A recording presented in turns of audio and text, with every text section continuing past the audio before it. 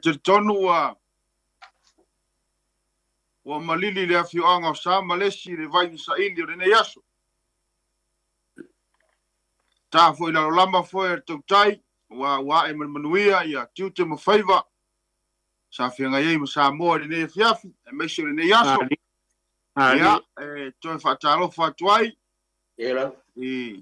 Pa ia sa wo o Samoa o maua mai le nei por kalame.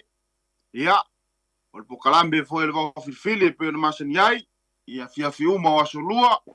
Ia malo le soi fu manuia. Malo le langi mama. Ia te tonu o lo tu la au la por tavasina i lo to soi fua ia mo somato wola. Ia o tatu toe au lia mai ai le nei fiafi. Ia o le pokalambe whaalualu nei e Vaofilifili o Samoa. Ia e whaatalofu atuai lo tau paia ma lo tau mamalu. Samoa o oe o le vaisu e ala e whainga tā o na saili. E whai mai e saili nga tā wa o Samoa e whai mai e leso o na tau tala whaatama ai pe fia whaamamali e se tangata. Wa o paia whaalangu tā. Ia wa tama maainga.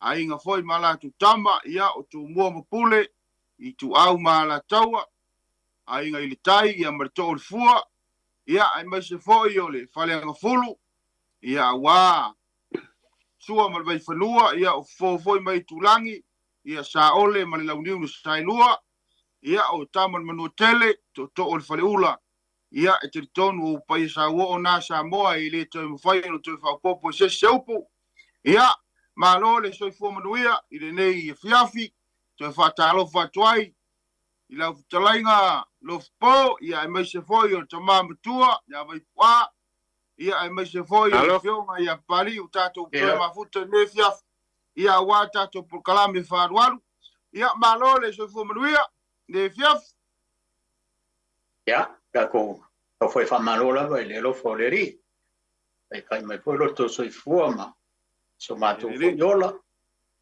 ya me se foi fakalo fa foile sunga ya pali lelo yulu tato por kalame ne fiaf kalo fa foile mam tu ya vai kwa ya alo so ifo mau ma le langi ma ya ke o ruo ko inga wow ka ko ko la me ko inga ele se ko la ki ko inga ya marone tawa malo wo malo silka ko ko kalambe wi a foi ngamaruru yo ya ko tamam ko ya mai kwa ya va pe vole sunga ya palimo pa foi ngor ko ko kalambe nge fiaf malo lo la vale un sai malo le se fu manuia la talainga kwa fia o vai ya o ne fiaf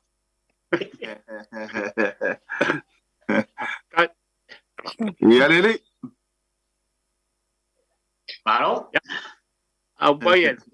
Klega ya lo po ya awol kako. Kako. Na ruega polea le veo le abakai. E malo aftai. Ia lele. Ye foi ngai ka uku sa kako kango inga foi le vaya som vai. Ya, e foi nisinga para o mai. Ya foi nga foi foi ai pe amos ka ku kaimi. Di. Ya, e foi fan bo moi. Ani o mai ko fan ko ya tu pe un saro eu fale kongu ya. Pen ka fai langi la ko hopi kongu. Talofa. Malo so. Oi. Au ya mole. Malo ka wa ka. Malo se fu buia. Merga kala mergefia. Kau fai fa malo lava. Malo so fu nuia. Ya. E voi ya Seao'omālō malo so fu. Ya malo ngmakua ya betua malo akalva. No lava. No sai. Forma silsila mai mai. Ole ka ko por galane vai pua ku pe ma Seao'omālō fa fome voia. Le sunga ya pari e siri ke le ale e lo mago fa we a pe na siri a me se voi or ko en makua ke lo voi ni siri a Seao I mea ka whangaloa. E wana ngā leo ka ko ilunga ma. Ko inga mai wao foki.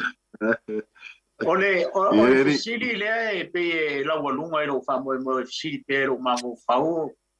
O se fisiri fo ile wha pea. Ole a kongwa le mangu lau ki po le iwi kuma le ango whale. Ole tātou anga nuu ma le anga I whangoa I tono o Samoa. Ula Samoa I o lātou whanua ma ele. Lo ngā koe ai mtai o tātou wainga. Ia mai se o whaala propitonga a Samoa ma e kale sia e tunu I whafu. O le a kongwa le mangu lau ki po le iwi kuma le ango whale o le tātou anga nuu. Ma tātou wanga I whanua I whaala konga nge. Ia o le fisiri lea.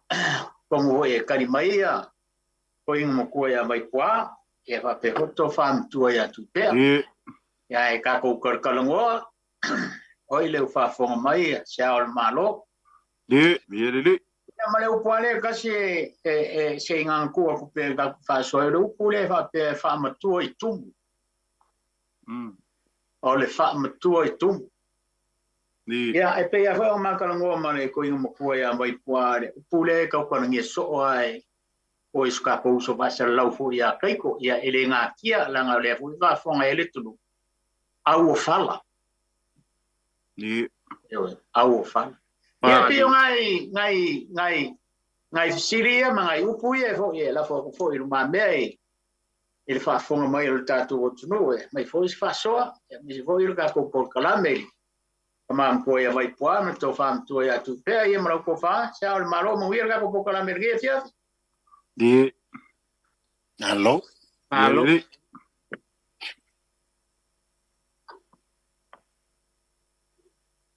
Te kongo rea lau whaia kako ap whawhango ma ka penga kako solo. Ia, ai o rea au wharongolongo aku I ko inga makua ngei fiaf. Paro chao. Paro fa foga. Ia Oi ole tudu. Mas se for kako por clamele. Fa que a boa kako kalo ka ngei fiaf. Paro. Pei onga. Kabu ai el colega ya Lofipo. Ia po ese le baga ia le fisiri au ku le e au mai. Ia. Ma o fekau I le ia le fisiri ma le kulanga le ia le kako atu nui ngei New Zealand. Ia. Wow. O le iloa le kulanga le o lo ia. Pe ua palu whakasi le saiko ma le kikangia. A o le iloa po le a kongu a le mea kaunga ia I pe le mea kako so I fua mo kako wola mai ai Siāmoā. Le anga nu, le anga I whanua. Le alo kako sapi ai. O le whamungu muaku sau kari ni. Le mea renga e mai Lofipo. Whamakua I kumu. O ngai lua upu ngai au mai. Whamakua koe kumu. O longa winga wala wa upu ngai lua whamakala le winga kole. O le whamakua kumu. O sika ngaka wa makua. A o kumu leanga nuu ma Faasamoa. La le kumu leanga nuu ma Faasamoa. Ka penga longa makai so se ku. Pale mfafu. Ko kongo longa ainga. Kongo whainga ngu. Kongo le ku malo, le malo. Male kalesia. Pe o la ulea. Ka fiofi le upu le whamakua kumu. Ua makua le soifua. A alo kumu I mele nei ma le beanga. E le whamakua kumu skaka whai meleanga. E le ave iai se upu whamakua kumu. E ave ka ngaka o loo iai le kofa. O loo iai maleuka. O nga ave le iai le upu le whamakua kumu. O le upu le o le au fala. Mo le leia Lofipo. E fini lo mafau po le ale mafua. Au fala. Awa kasi ale ele meo keido ya o au fala. o le fala ai fo ngal ni a ka mo faki mai le fala le me nga kuai ia pe faki mai a malonga au o nga ese lo le au le fala ai u mai anga le fala malonga u me la nga ka o le au fala ai kulou ko kala mal falo alo ila u falo longo fa nga isi de upule au fala pe fo linga fo ide fa pe o se mea ua kasi ai. Po se mea ua fa maria inga, le fa fonga anga, ma le fa longo. Ila ule mai kau, o ki fa kaiwa e o mai e upule ala a kongu la o malama mai foi. E so kofi ngalo ma le fa soa le kinu. O le upule wa e mai. O le mangu lau ki, o le nuku ma le ango fale o le ango nuku ma le anga I whanua Samoa whafkai o le a whaila o kala le mea kupu mea kupu kongu ai a kia o le mea lau o fia ewa e au mai a kongu alu ka upu lea se I au mai ei lau ko whama whao kanga e mai se le ko whai le kuhu ma le uka mau tau ia kongo skasi fa la po konga la le ka ua fa la po konga ole fa la po konga le sa ese a songa kau vesi ai fo ia le fa la po konga onga olo le na so wai o ko a maka le mafkanga onga sa wo lo le skasi ka mali makua le mafkanga la kako wo bo se la fale melen kupu kako mafkang ele le swala upule makeu inga ia ngofo le kako mafkang o kako wava faka mali imole ava fa do polu o le ava faka o le menga e keu el kako mafkang peka o sa ngoal fa ya onga kako mafkanga a kako o mai ele au mai e kongo maoka ngei se va falangu ele ai se ava faka e fai ai a kako o mai le mafkanga e ku fafo le anga du uma Faasamoa ma le faka ai o mai kongo ngei o mafkanga o le fesini la wa kupu mai lo mafo fau o le mafkanga e uma lo loku anga nu ulo pawa le o maka upo e fai I le mafukanga ngā le anga nuu kolu kula. Ia se fa fonga la. O le o fai mai, o le anga nuu, e le au mai e kakongu.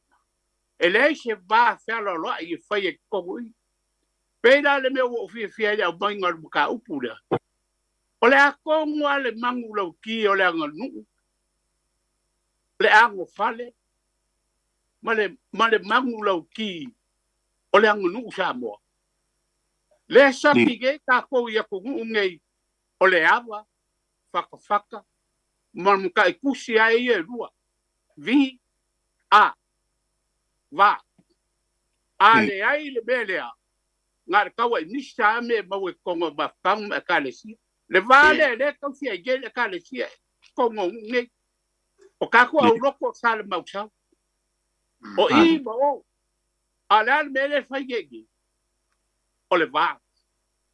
I lo ula ka ofi. O le mangu lau ki. O le iwiku ma le ango fale. O le anga nuu ma le anga I whagua. O le vā whialo aloa. Ari. O le vā. E le ai lo se vā kaua nisa.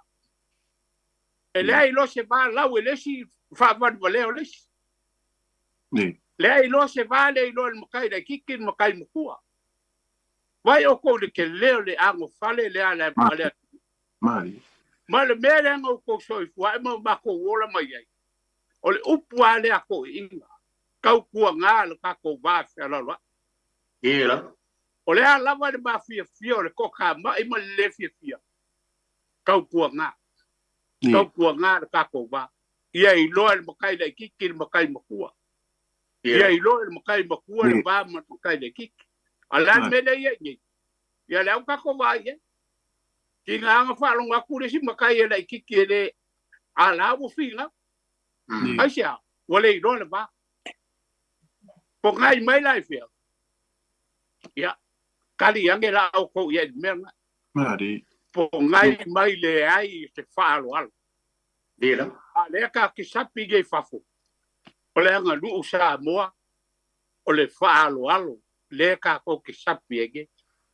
O la u kau sofa gia kuda ele muka upu le langa elu loko kele ele muka upu lo fukonga e au mai. Di. Le ala ko ele ua ufie fie wa au mai. Ia di. Ma le ala ko mua le anga ufa ma vai ai man mafukanga le. Nga si ina ulima nga ua umu nga sa ngua mai ari. Ia whaya o nga. Ele aise anga nuu e mai e kongo mafukanga. O whaya kuda. O soli. O la le me whai ele anga nuu le ka kupe au mai lukana. Ngai fai mai e se va fera ro e fai ko e sini la pe aku nga me au fai ana fo mai ku vale ko fa ya pa ba va ve poa e de fia ye vai poa gi me ele me le ta fa pe e pe la ko kala ko ba lo nga fa lo ku ro fo ma ka ga man fa ko mai o me ka ka u fa mal malam e la ga le i ku le o le nu o Samoa o ka ko va ta lo Mangui al fa so po ma pa fonga ala kidu. Di. Sai lo. Ai. Ai. Pa so i pa Malo. ma ko Malo le. Ko dea. Ol fauta ia te ol te mamtua. Di. Ia. Awa o te talitonu o mtau putonu ale nei. Ese le taua le vave on te tala le tantu laina. Seao'omālō ma Lofipo. I te loe le lei o na vave na tuu le avanoa. I le atunu e whaasoa mai walanga o le whaasoa o le mtaupu le lei te le lea. Maneia le mtaupu. Lea ua maneia o le whaasoa anta le to ina matua. Maneia te le. Paua lea o te whaawa wina. E whao popo pēr i le fitalai o Vaipua. E iai fo i tangata e ese le ai tangata ma o lantou malamala manga i lenga nu. O le ai a isi tangata i le taimile nei. Wa fefea ia. O le tu wha amatau o le ai ngā isi tangata i lenga nu. O lenga nu o le mele o le angai mea. O lo popo lenga le nā lewa iai. E le winga leo la utala. Ese le ai tangata i lenga nu. A o le fatua ia o le anga nuu ma le mea na tanto wola mai ma tanto. O le alofa ma le whaaloa. O mea ia e ati fi tonu o le anga nuu. E salangi uma i le mea le atasi na te tū leia le anta antoa. Le anafitala i ento ina matua. O le upu e lua au na mita itusi o le va. E whaatino i le mea le na. Ai o la upopo lenga le iai. Wa ese le va ai isi ese le fa mtalanga isi tangata malanto mal manga ilang ona pe ile wa au mai ese anta le anga u fa le anga me i mafitanga ba dia la ia ai le o tal tonua o te awai tele ile fitele o le va ma nei le anga ma nei langa o le tantu tofi le tu mai le tu se me le tantu jola tantu fo ti sila ila ngalwenga mamana le tua. Na o whanau mai lava uia o le Samoa. O usau ini usila. O le maoli, o le balangi, o le sainga, o le meaudi. O mea umsei tulo. O ainga ese. A o nei tangata uma. Na ave ia ia le tua le mea lofa. O lo lantou tofi. A whaia o le Samoa. O lo tofi na mai le tua. O te ola e po ila, o umana tapu ea ue lo wainga ma mantua ma le mantu no e o aila ue kalesi o tapu e uma i tonu e apo uma le anga nuu ia lo ola le ala te sauva o te turia langa le paua na o le mea o popole li taimili nei o iei tangata o ese le lanto wa ai le anga nuu o avea le anga nuu whamai o se mea e wha le anga mea o se mea ua whaapolonga ai a inga, ua whaapolonga ai, ele ai. ai le vai nga o le whaafoenga o mea ia tāua Samoa le anga nuu. O le whaafoenga la le tangata. O inala tātou te ese. Ese ale va ai vai pua, ese la va ai, ese le va ai a Seao'omālō, ese le va ai a Lofipo isi taimi. A o tātou malama iai. Iai ale mea tātou te iloa, tātou te mai whatase. A le whaatinonga. O le whaatinonga ma le tausiringa ma le tamolinga o le anga nuu le. O ina le tātou te walai. Ia, o mea nā e te tau o na tātou tilo malama le iai. Ina ia awane i whaaforinga mai. Ua turi au pū e tangata le anga nuu o le anga nuu e le anga ai mea. Wha le anga mea. Ia le anga sole. A whaia o e loka u kala Faasamoa, vi ia le ali. O le me mua nai lo ai. O lo tofi mai le tua o le Samoa. O e loka u kala Faasamoa. Ai peke le lo ka u kala Faasamoa, ai a whaia o lo tupuanga o se Samoa. O i vi ia le ali. Mai ke fiwa ke fia palangi. E whamai ale palangi ake o e ha. O ya o le Samoa. Io. O langau. E ke fiwa alue. E sia o ele palangi. Ele fa pe le ia con o failonga lang nisi kai ai e loa ele tangata le fasino manga lista e ke longo fie la le konga e ke longo fie le fiki e ke longo fie le mal ka ku ke lo le men a dato wanga nuula manga io pa wana lo polen ia ina ni umila u kaukala ai ke lo semta u poe mana ia le no fa so me le tu o fa tu na u ftalai ia to ina tua o le wha matua I tumu ngai e lua o le makua o longo winga ia va manko fole la fonga ta ko wha nga anga ta to fole le wha ma losi le mem wha mangi ai al ta to wha longo I peila o ni po fole o ni si mangi I maliu o te tangata matua ngai wha fonga le ia le avenga ko inga I kalova I le wa fale sea le sa fale sa fa makua I kumu I loko ai nga sa ili ele kofa ia femena ngai lo mai me ai langa upu e model o upu ia e falangi ai fa loan o le tangata matua o le tangata sa ili ia fa mo ia ia malo o so manatu na te loa ia tau na tato fa so ata ia tala ia tal sia ia va vena mai ni ngalo le tunu e fa so ai manuel tato fiafi Ere, alo. Sao e so fina galo. Le ai, kai kongu the poa. Ka wale mo fa mo le fa. La foi vai keli. Ia nga ka koe foi mai o ila ia le ngai. E foi ngai sidi ai, ngai sa ngai fika lai e fia fai ko ingo vai pua. Or ko ingo mo kuai, ja bawa si kai e. Ma ko inga. E ma kua o ma ka ko. Alo? Ia reri. Alo va. Tala tu lenga tolu fitu ta silima I votolu o fa fonga mo fulta tu tunu e miso pa nga masani le tanto le tiole. Por kalame lo Vaofilifili o Samoa. Ya na utala. Alo fa pali. Au me sa o finangalo. Fa fisili mamata opo e fa lau tele le tanto fa soa. Ia e ta au I le tanto fa soa fa tamali. E loa o tanto lava o Samoa. Tala tanto lenga tolu fitu na silima I vatolu.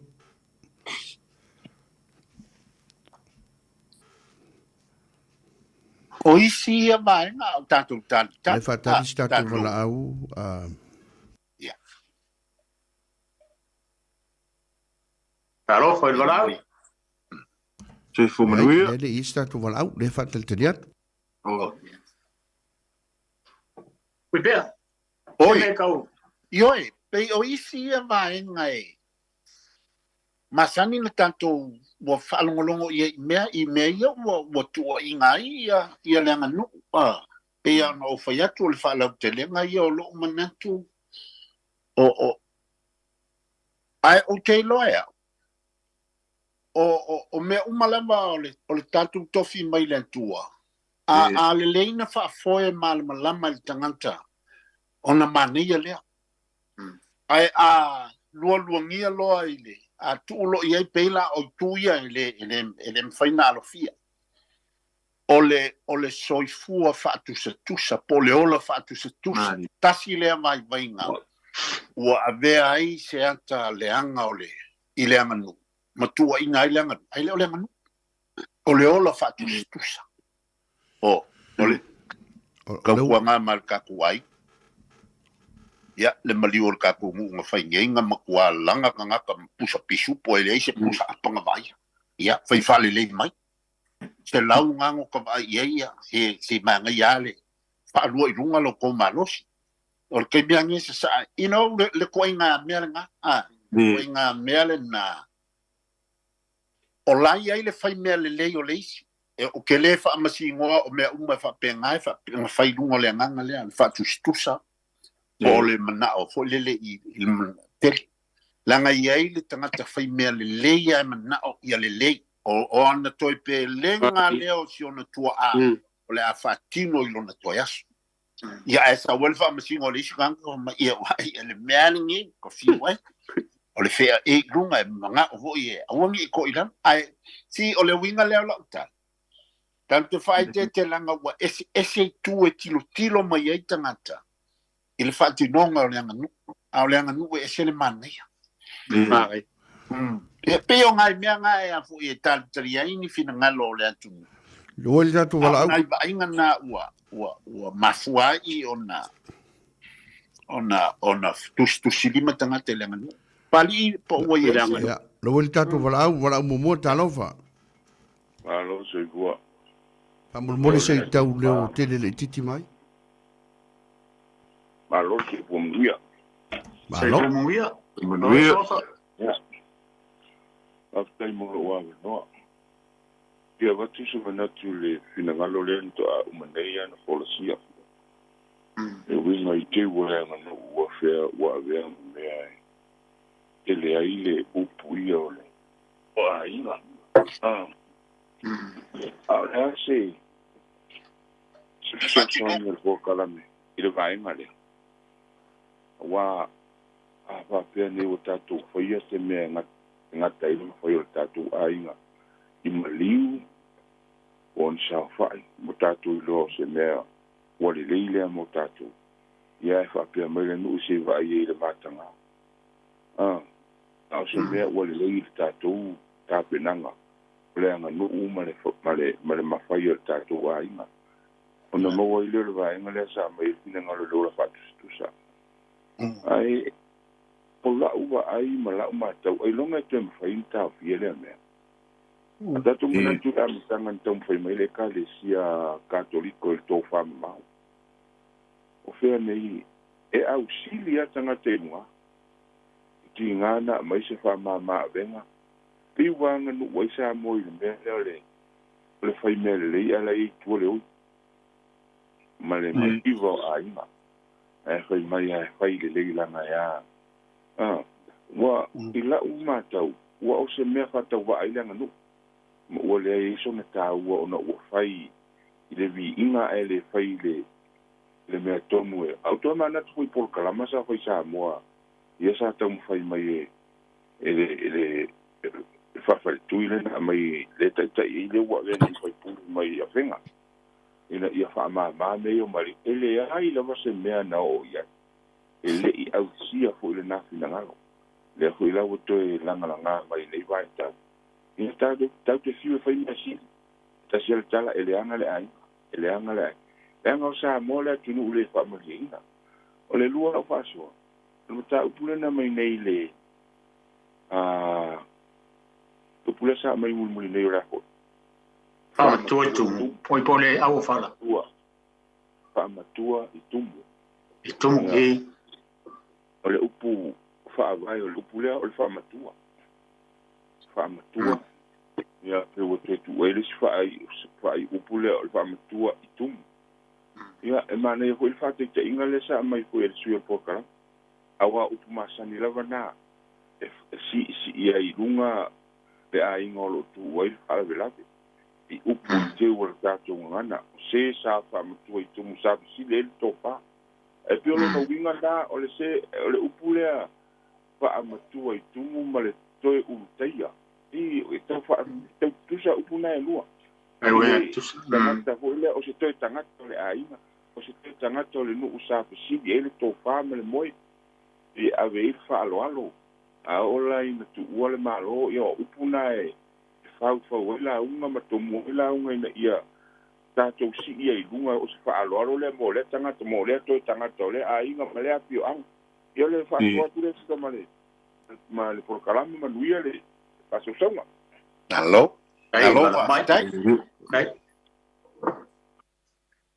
aftai e whapopo aku le kare esi kaku wala au le mau aku pos kamari pos whailaunga si uso leanga o makungeilang whasoa pari ia mongin leia le whasoa le uso lea ia se me ese ailo fingalo male vai nga hoi por kalami o le fo iei le si upu whamuanganga el tato watunu e le whakua o ia mele le nali ai lunga aku o whaupunganga e fua i le mea e mawhai.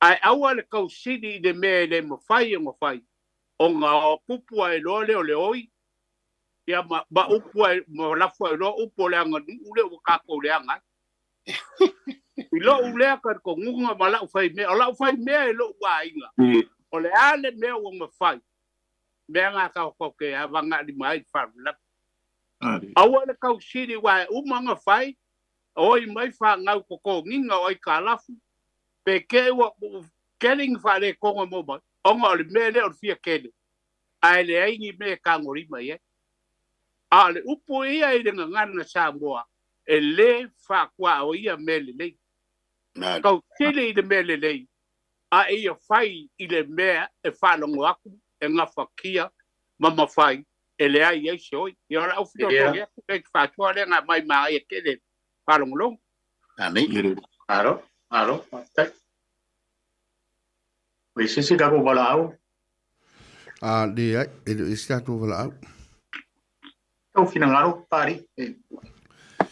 Ole nga yama ja upo kala ngo inga sopia. Ai ka yalo mana tu folo lo Samoa le nyonga ka yala. E lengi o ngā kusi ka yala. Ka yala tātou le tūmalanga i whanua ai kāwhi ese le tō telo i tātou. O te lai fo ilma tue atu i pe ale melea o le se sengi tangata alo ngai whāngau. O ngā fōringa mai tinga inga whenga whaamulawe ma me whaam. E lenga le pauwhoranga mea lenga alo tangata. O tewa fo ile soi fōtau tō tangata i le tātou anganu. Ona maka pe ala vo ngiso te tai o ainga sei tu lo le upo to ia tia o fia fai mea le to fa o sa ili mea fa utanga le matai o lai fai ala ainga tau sia la ainga ka vele to so aku ngai ainga ia fa malie lo nga manga sei fai lo nga tu lo wale upulanga wa u vole sim kai ko se ka ko umale ka sia sei fai lo nga fia le lei i le vai fafo ai ngalo ia ele o ia le foi ele fala a wa ke lo ka ko fala velave e pe e fa atino nei ainga ia o se fa na o se toi ino o mari fa kingo ai la kula ma kai ala ku u langa o matai na inga fai la kula wa u yesu e o vi inga su e o langa su e lo fi le su e ia o mea o ko e sa o ia ala kinga inga i fa nga o le sima fo anga o le kewa ma le a makao nga au ngatama musua whanga o ngionga po. Whapea la tu ele anga nu. Ai o ke oki au ia malo kal kongonga. Tu lou whafunga me la tunu. E leka kai le anga le kakuangu. E le anga le angu. Madi. O ke oki au konga mausei tu lou. E le kai. Mo. E ke le voi la sidi ala lea. Awai, e au kolu au pe yonga mga vori, o kako kalango, galvi sidi. O le hasa kako ngalu, enga lai fai. O le hasa kako ngalu, enga fai so soangi. Awala kako wolo e kuri le vala le nga, ngai lolo la ia le, e le nga makai fo ia fia i. Ku lolo fai ngalu enga ko kofia le tua, e ke le vo le la ko sao. I le fofo ingo le wafika uni lea. Mo. Ia, e ke le sao ale. Ale kai au ruma. O le kai ki ngā muka mai kai o awhio. Anga ke le la ko sao. E le ngā almatai. E wai. Ma le si fo i whangongoanga ngā le waka wai ngi New Zealand. Mea le tupu. Wa kupu me New Zealand ngai. So le, wa se sengi kupu langa. O le maa losi o langa ngu ure whai ngai. Wa pasi kua malanga ngu Faasamoa. Ua makua ule loa la ya. Walanga o le au ke vai au ia. Ngā kamalanga ku fo ika i Australia ma le mangaku ngā o ngei au le akala ku fo ika i Australia. E isi fo i whala vele ngā lakau ka laku i o sole. E le ai e le. Ia. O le upu le masa nge kako o fe kosi ele la inga. O fe fua i ele kapu. Ka i lola. A le si upu le so sangi ako fo le upu le whamatu i tumu. E fo le upu fo le masa nge tato ta i le soa. Yeah. Pe ua ave i whaaloano, o ia le ka i le soa. E mafua i sea, langa la ua makua i ele kumu. O la ua i eile, ua makua ko wha, pe o ngā talaiva i pua. Ia, o la ua ngā kausausangi kumo ngei kemi. A le ua i le kako wala au wha, mone talo wha kako wala au. Alo. Ia, soi fo manguia, kako pokarame, makamopia ngia sias. Alo, wha mole a pa. Alo, soi fo. Suafa. Thank you. Ia, mai alo finangalo. Ia, ia, o makuan mai a pokarame. Sa ole le maongi. Pea sa maka upu e kai kukusa ma le mea lea kou kisa ngo iai. Se i whaari maso kou finga ngalo i le mea lea o le liu kou whanga wha mole. Wai, o isi liu kou whanga pe ai wa koe whai whala vela veri. Ai, au kele i lopo le alka ua. A le ango mongi. Wa koe kapenga ai. O mukua langa wo vai ai. O pe ai manu lafkoa whai. Ai, se au mai a se whingalo po kalame o le a koge ise au kū po se winga a lenga koe whai me lea e kai mo liu kou whanga.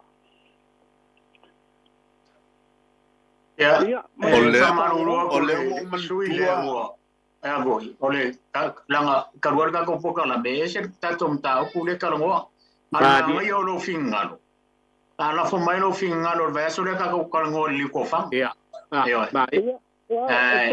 ma ngai o lo fingalo e fa tu mona tu fo por kalambe Ia, e winga kukusa o whala vela vea mea ia e winga kukusa ngale ese a kasi ale ngale kakiak kako polkala. Ia.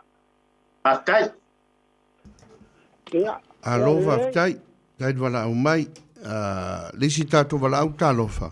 Alofa, ia, whawhitai molo ua wanoa. Alofa peska. Ese le mātango fie o le mata upu i nei po. O au e le tau tala a. Ia, peska nga wei inua lei. Ia whawhitai. O lo ua nganga atoa o le Faasamoa. A le mea o fili ona o whaanoa ai. O tātou wa matai te ia a inga. O a whai maliu. O whalongo atu. O whapea. E sa le Faasamoa. A le matai le maliu. No whapea le talo whae. Ai ua ngalo le Faasamoa. Ia. O lo wanganga atoa lava. O le Faasamoa. E ala na whai mai tangata le anga le Faasamoa. O le sona whai ma le leiloa whai. Madi. O whai ngā lo a inga. O le matai le tau sia lo a inga to tele i New Zealand.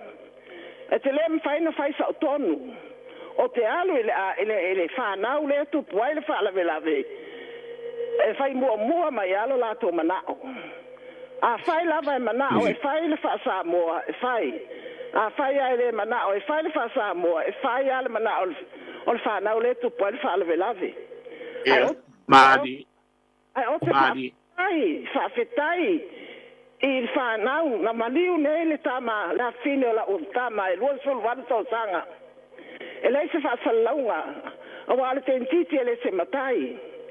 O ainga o lon tina ma la whaawona si mai matonga. sa teu le ai se tonga no tu ua na toe ave lava o le alofa mo le mea o le alofa sa teu le lei fai Faasamoa toe ave le lei a tonga wa o faamalia i ai e le anga e ole teine ele i matai e ai o te whaafetai le alofa mai a te au ma le ainga o le mea lea o le tātou Faasamoa e se le mele tā ua e ala lava na tā e le anga le Faasamoa o lo le sauni uni a whai lava e vai lima o le whanau le whai ele maliu whai le mea loto i ele whanau ai a whai lava se whalave lave tu toni se tangata o le ainga ele lei mamaua mea e whai lava no lo loto e le Faasamoa e o la o lea ngona e o la vatina ma tutua whaapea foi a matai e se le manai o le mole mea o le tangata e maliu le Faasamoa ia o le alo manatu o ta ua te ia te au le Faasamoa alo vaftai ia manuia le po vaftai Tai pesta. Alo. talo falisi tanto valau Talofa. mole foi por suafa Soifuamuia. Soifuamuia. Alo le il programme ma con fie. Ia vide foi via fa ex fa soile. Tai. Ka kom ka upu ka ko kumar ka ko wanga. Ia e alofa kwa o programme ma ka bu fai o ko programme ka fa foi ngor ni vai ka u soifua. As i sila i. E mongi ravar ko fa mal fa ko kanga. O ka ko uma o Samoa. Yo. E le si singa ke pa o le e ko finga le ku nga le nga vai ya le aku ma le aku. Ai ka lo fa. E fai o ngilsirangi. O ngea ka ka le ngu. Ma Australia ma ka ko lo o fo isi aku o lang au Samoa. Il ka ko fainga malo wa le ai se mea fa penga wa le ai lava a o ko si sila ye bele fainga malo la yenge claro mo a ver ka milion ale i ngwe e fa e ka di le mga o kanga dan ma fo ie fa penga foi la le soi fuanga le ka soi foi le ai nga ye o ke de la ko kupe milion ya ka alo la ko i fa foi ku ngi fa langa o Samoa o le whainga mālo le kako le o i oe aku e mo ka ngaka i ngo fai fafu le o a lenga si le soifuanga ma le ku ma le anga o fea o aku ngei o le ma whainga kakao i lalo le pikola au ka kou makai le whai a ku ma yale akadi e kedan kupe ka alo ye kedan kupe ya fa penga foi fa malora como é que como ya o que la ko kupe la o kufa kai milion i ngu fa ye la ko fainga fa ye la ko ya o ai la fa ko ka fia o le ai se ka ko ngu o ka kingo nga o le ska ko le fo wa le nga alo ya ku ngi fa fo lo ko so fo mer ka ko wola pour le ar kanga kai la nga ngu fa ye alo sa fa so le lo wa mo fa lo bangui po alo afkai Wilpo. e mo lo fa dia Ai. talo falisi tanto valau Ia, talofa. mole foi por suafa Ia o Tai nga malos. Fongi. ya mai alo finangalo Ma lo lava soifua malangi mai lau. Ko mai kengi ra i malus. Ia, ma lo lava soifua fo i le soa tau nei po, ma lo re faasua. Ia, oke. Kwa moa mai fo i se faasua, kwa moa mai fo i faasua maka ngō fieri nei po, se o mea lava le kangi ro kanga. Ma ngai ia o faalinga i sule nga fai a, e au winga kulonga kingo i le ikuore a mariu a vakulonga kingo e a fifi le alai sau le angero e avenga ia. Ai onga ua whaaseke ingar kaulanga, e kanga.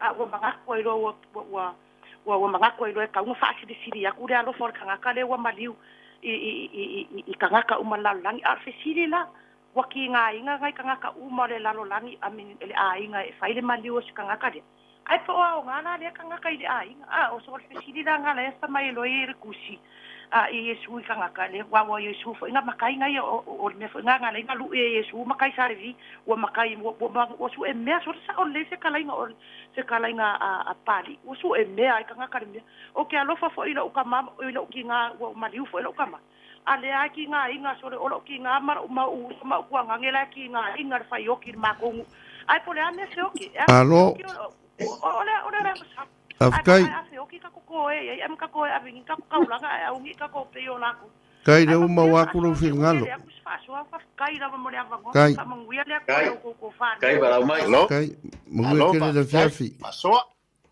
le sita tu la uta lofa Ia, Karo. pakalo faku. Oi. Le, Vaofilifili ngai po. malo se fo fa Kai fo mo ia fa fangi. Ia, fafikai la vole manguia se alafani. Oh, karo. Ole. Wala awaku. Malo si bayalo si fo. Wala awaku malifalo alo. Ya. Onga ole ka kum ka upule o lau Faasamoa. Ai, okay. Wala awaku lava male anganga vai. Onga oa, mero kinga le Samoa, mai lufi. Ia mawai loa palauli, a lo kama o lingi we, o leo ke sa wai. Ai, o ke whafkai lewa i le angu le al Faasamoa, mkwale le i ala o Faasamoa, e a whai se whalawelawe o lo ua inga, e whai mai, se alfani, sawe aver kako si, e whakwai. Wala awa kua makai o kako ainga le mai vai lo palauli makai o kako ainga. O ngai ku iela u fai ke kenga o nga oa o skinga. Ia a o walu. Ia au ke alu amalo u fai ke le mela le o wala au kwai. O ke whawhekai. Kua ma ngai ala kua ukala Faasamoa mako waku le pole whale velawe le maliu. Uku mai whawhol maluru. O la kua u whakakoi kongu. O kongu so ele vangoi kongu lang o maluru. Ia ai te fefe u la kua kofi ko kongu. Ia mea le o wala au kwai. Whawhekai lava. Le maa ngai o la u Faasamoa le ua ia ingei. Ma lo u whaalo alo. Ia manguia lava le po kalame. Ma ngai a soitua. Uia maro ronga po. Lo fel fan.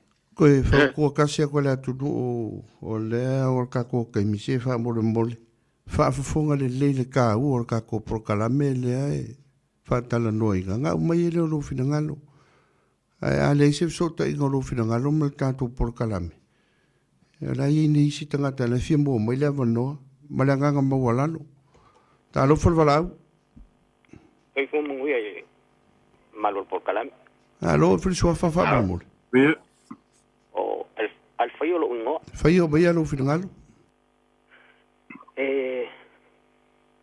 o que fia kullo ingale le fisilia le a Lofipo e winga ile ango fale o le angango male tingalo vai pua peong fale vai pua o le va ma fa lo ai la fisili ma pe le simele le okay ole ma fuinga vesi ke le o fa la vela ve mai sai men io fa kau me fa penga a faila o le makai fai upo makai fai wa Samoa o manga kofi o le makai ka un kur ko e la ki ala finga o mai ka makua o laile ele o se makai dong ko ale singalo vai pua fa ngale va felo fe kongra le ango fale le ango or va felo ai ave ka ma ko or vai makai po or kanga kala kiki or kanga dong kongur ko finga le or kaunglang prof sidi le me falo ke ya vai so finagalo vai pua wa sa ka ko mun muri foi le pari so kade aku sidi ru aku Alfaio. Samoa. Ele kau fa bangi ngonga le kulea. Ole le ke fai mai ole ka ngaka le la kiki. O le sa unge kūr ko. Ar ka ngaka le nga kei loa mea, ar ka ngaka le makua. E le ilo se mea, oi pe le se makai alo ia. Ile anga nuua ia man Faasamoa. Seu le mangu ai ka ngai le ngal. Ia. Wa ai le kamaikiki whaaloalo ka kamakua. Wa ai ka ngaka makua i le kamaikiki, i le kaukuia upu whapea. E le o iei fo i kui valea i le. I le ka makua lea le alo ia long makai. O ke karikongu o la fo iei le whautangu. A i le vā whalaloa ia i le kako anganu. Seu sila i le kako vā. O lea. Alwhaio, o ke le kau whai ako e ngai ki sila fia, kua e au kangu maloko mā. O ka aka i loa o whai le anganu. Ngai ki sila fia. Lea, lea langa lau sili vai pua. Ia. O leo ke malama i mea ngai ki whekalai mai ai. Ai, onga ole kam whai e mangingo po kalame pe onga pesili lo po i le ango whale o le angango. Onga o makua i le o mea ngai lua. O le makai ua makua ai le o se makai whai upu. Ma le makai e la ikiki a o le makai e onga kongu kai milea. A lea la afi ngau ka makua. Onga i mangao e wha o ngā mea lea o le vā. Ia wha alo aku ka ngaka la ikiki lea o ia kongu le kau nga kū le kai milea. I longa ka ngaka, onga o ia ngaka makua. O whea la le ango whale, kongu o langu o Samoa. Ngā ue sa ngoa ili mea ngā o le wā whea loa. Ilea e peo ngai kau wha mamma, leo ke mamma mai. A o le ango whale, kongu o langu. O mea ngā o le wā whea loa, i maisi mea iei loka kongu. O mea ngā e whai i le wā i le loko fua ke eifo. A o le ango whale o langu, o le mea ngā e kaunga malama lama le. O whea kongu le ango whale o langu, o le wā whea loa. Ia whafkai, o lau whesiri. Whafkai lewa mai lau kauwhi, se au mai laso kauwhi. O le ale ango whale o langa nunga ke ngofo maui. Pea whai o le ese lau kauwhi, le ango whale le kau whale. O le anga nuu leo ke ngofo maui. O le ango whale o le anga nuu, o le awa. O le awa whalualo. O le pā whalo aloa, i whikau sia. A le ai le wālanga. Ia. E mga malepe ama lau e lesi ku i e lesi nuku o lesi. Mea ngā lefa ia kuai, o le iwi ku ngā ma le ango whale o le anganu, o le vā whalo loa. Ai mai la le uka ofi po le ale mea ngā e le uka ofi. O le ale ango whale o le anganu ngā ke ngofo moe. Kofinga. O ki whakaua inga o kofinga. Langa o Samoa wa umaunga kofi. On mafu anga fo ngā lea ngā vevesi ke leo whalawelawe ma ke leo mea. O fi ngā o ko ngā ma ua ko ke manga o whao ngā wa whelua. E alanga o Samoa wa umaunga kofi. Mafu anga fo ngā lea ngā kuri. Kuri. Wa alanga wha makai skanga kai leo makai la iki makai ia. Alo ia whapea isi a inga ma fioanga. Wa ulenga ka makua. Ia ngō mai lea wa kui whalawelawe me whapenga. Ia kampai ia makua e whaor kofi lea. E ma i ngō le whaupunga le o le whawhea loa. A o le ango whale a ia vai pua o le ango ue. E lei fwese mea la vesi e fua ma kua i mengi skūla ngā pia o kofinga. Langa kau ke soi fua mai mo wola mai. O mga kofi Samoa. Alo vaftai. Alo vaftai. Oe, i lo kao. A le kau pai aku po karam. E se a Samoa wa umanga kofi. E se a le upu ngā. Ai a ngō ma le wā whēra loa. Ti. Wā mau kaimi. E le se ngā nu ulan mea ngā Samoa. Ai e se a le upu ngā o Samoa, ua uma ngā kofi. A o le anga nu uman wha Samoa. E whai i le awa whēra loa. Ia, o la unga fito soa ngia ku ia ke oe. Ia ke oe le uso. Malo, lo finangalo. Lucio. Fisidia ia o te mamalama. Kai. Aro batai watua, waro le usai. Kaunga. Ya. O uranga ia whapeo pio leo nganga por kalame. O wha mamalama o mea ia. Langa le fi mamana mai mako ngai laro vao. Ai a whai o pinalo rea. Ia. Lolo so kao. Alo vaftai. Alo vaftai. Alo. Uia, le fiafi. Ia. E na o sia o whaapopo fo ile. Ma nei le whaasoa vai pua ma le sunga ia al fai o te le o maua le suafa matai o. Ia, te tono te whalungo atu ia e se matai o le matonu i sali mo. Ia, ma so sua. Ia fo ile mana tua fo ia nai filosofia fo le ale tunu o va pe ese le puni loa ese le puni matatongo. Ia. O vala la ia ave el molinga o le nganu e ma fai ona ese ile vale o le molinga lona winga o le mele o le taimi malona mafu ang a fai o le vanto to o le tunu o to finga ian sa no ia al fai o le metonu alma ai a fai o le nofo e kalesia o le tafe manga vai fale kalesia e o atu le kalesia i laso na wo umana la fale le fatau mo mo le tangata e fai ele ai la se fa finau vanga nala e masaniai e ai lava ia le o songa foi le a malo usu e ai ia i lo ua talitonunga o le mamalu o le moli le mau e whamanuia i le launga wa le launga le i se mea ka ke whanga whingā wale ai fua i ngā mea o lo ula talitonunga e sele o le puni loa ia o le taoto ngā i le vaitele i Samoa i le ngofo akura i puleongo ma kua e whapenga fo i le ngofo ako o wailonga le a mai tonua ia e ala whaio pe matua pe la titi ai anta oto loi tonu o le puni lole na ia wailonga lava to a ole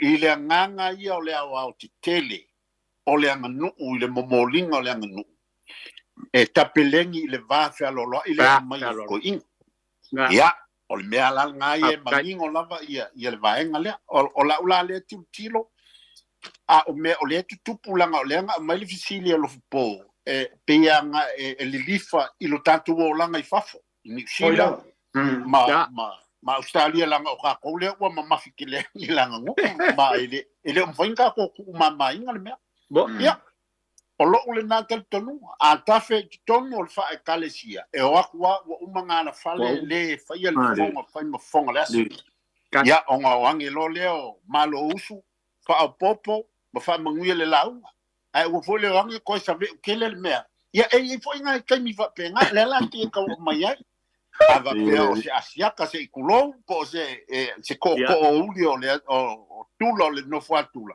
ia e kau ia singa fa pona la kiki fo le va penai e fa ilo tuai po ai o le mawalunga le wa awai se tula tonu i se no sei si o le no fa to o le tunu ala vai mal malam ia o le to fa ma le fa to tanga la wa ai wa umanga e kasia ile ko o mga filia le kalesia e fai mo fonga le astu ia ai aka okolo wa o palasi mai fonga le malo nei i fa upo le ia fili kanganga lo le ngofo ako o Samoa io sa iri se fai le ile so ngo so la se si kai minga ia ola mala tanga taina me ha ia la kai kale fa popo ile fiafi amana maria kele va sova aftai alo aftai ile alo ia o manatu vo ile e ise Saufsiri Seao'omālō ko inga ai fa umanga ko po kala me wanga e lo siri anga ko ko inga mai ba so le kat e sidere ko kafsiri vasfoa lo po la ngoro wa kele me o sa ngo ai le ko inga ni fiaf no ko inga wa le va foi sa ngo le va foi betalai ya ma dia lo fa ngolongo ya o talinga foi fi falongo fa so foi ne fiafi e pe foi ona wa tele foi ya fala vela ka ke abi ni foi ko inga me fa pe ya ka ke alu foi le mo ko ma va ai foi le anga i ko inga me la le pe u mo me o fa ya e pe foi la fa pe la e ka ko ki ka i ko finga ala sau ka ngaka la e longa fa ya i ele ka kaula nga la unga le asole ia se foi la i la ngonga o kanga ka ole a o le aku ku le whakau le aso. Ai, pe o laka ngā wa ai wala ai le tele na vevesi ia le anga nuu o Samoa le whai ngei. Wai e tata mai a isi o tō whinga. Pa mai ia alanga wa ue, ia alai waku lesi. Ia le mala maku ele ai e whai a oe ngā le whai mai e a mama ngā kofi oe. I le mea le kupu de aso ngei. E peila o saka ngā wa ai maso koe whau popo koe fu. I le anga nuu le whai ka ku ngei awa talinga fi whalongo ne fiaf. Pe whasoa i do mai pua. Ia mai se foi le ngō matua. Ia mai se foi le uso ia lua tua. Ia le whasoa mai foi. Ia mālo sai. Ia le li. Ia, whaunga mai ka ko kalame se al mālo ka ko mālo ai vai ane whaunga mai le tunu. Lofipo, ka mole lava. Ia. E si bere kasi fia waku lava ele whau marka ko por kalame. Ia. O le whau kuanga marka lusanga i le mamalu le tunu. Wha mole. Ele wha kongua lau ko wha ma lau ko whau kau kanga. Ai se e manga o se fesini. Vini mai ke le fongi a seao, ke le fongi a Lofipo ma kui pea ma lau ke le fongi. E mai e le fesini, inga ia whai ngō fie le whai ngā kako por kalami. Ai le au nganga koe au mai o le fesini u whai kako por kalami. Langa le ua uma ka penga ia manu por kalami. Pe e le nga mai kua lau fesini. Ia ngā fiso ka e leo ma kou. Ia ngā baua leo se kaimi e wakwai le fesini. Inga ia whamaria inga le kako ua tunu. Ia pe whau kuanga ngā Lofipo. Ia muia le kako po. Alo, whaftai mo le whau tuanga. Tai. Ia. Ia. O tato po kalame na Samoa ne fiafi. Ia e tele lava fingota. Ia o tele o sulu. Tato te mai fo ia sufile. Finangalo Samoa ia masomato manatu. Ia o le avu i se mea ua mātou maua se upu le ne fiafi soani e toi foi sesi foi tu o le tātou anga nuu Faasamoa. Ia a whai wa au whai vole por kalame wa le tua au. Ia apo i liu o lo sa tātou te alea ngai a i leo i nei se atoanga o Samoa lava ia e pei o na iai ia upu o taoto ia e tāo fie se le atunu. Ia a whai iai se upu wa le tautamari se upu foi o tau la ulu ma so poutu ia i la o tau whaafonga ia whaamangalo le pokalami nei ia e mai au nei ia o whakalainga no mtua ia tupea o le tamamitua o whakalainga ia vaipua ia sale aula foi ia mai se o le alo le mali toa ia whaamanu ia tele atu nei e fiafi tātou tala soifua tātou toi Peilua i tātou pokalami i le aso lua o lo momua i le uawa tele lava ma lo whaaloalo ia whaaftai, manuia le fiaf. Soifua ia.